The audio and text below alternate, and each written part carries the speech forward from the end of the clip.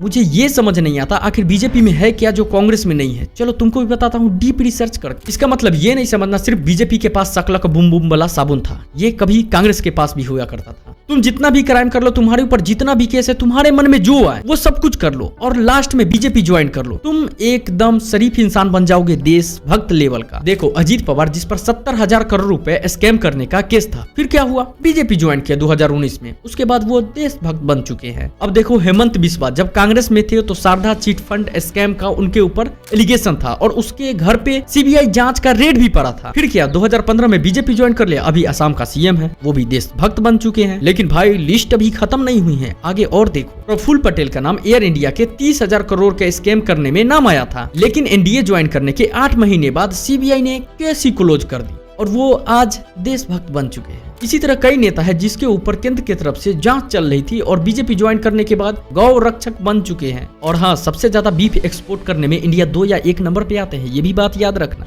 क्योंकि हम तो देशभक्त है और गौरक्षक है। जैसे अभी बीजेपी ज्वाइन करने के बाद लोग बच जाते हैं, वैसे ही 2004 से लेकर के 2014 के बीच में कांग्रेस ज्वाइन करने से बच जाते थे। मायावती, मुलायम सिंह यादव, लालू यादव, इन सब ढेर सारा केस इनके ऊपर था, फिर भी ये लोग बच चुके थे। लेकिन जैसे ही सरकार गिरी उसके बाद सारे लोग जेल में मिले थे, वैसे बीजेपी गिरेगी तो सारे लोग जेल में मिलेंगे। मतलब तुम जितना भी क्राइम कर लो, जितना भी घोटाला कर लो और जिसकी रूलिंग पार्टी है उसमें तुम जुड़ जाओ, तुम देशभक्त बन जाओगे। इसका मतलब ये नहीं समझना सिर्फ बीजेपी के पास शकलक बुम बुम वाला साबुन था, ये कभी कांग्रेस के पास भी हुआ करता था। अगर तुम ये वीडियो इंस्टाग्राम पे देख रहे हो तो फॉलो जरूर करना, यूट्यूब पे देख रहे हो तो सब्सक्राइब जरूर करना और लाइक तो मार ही देना। चलो मिलते हैं नेक्स्ट टॉपिक के साथ।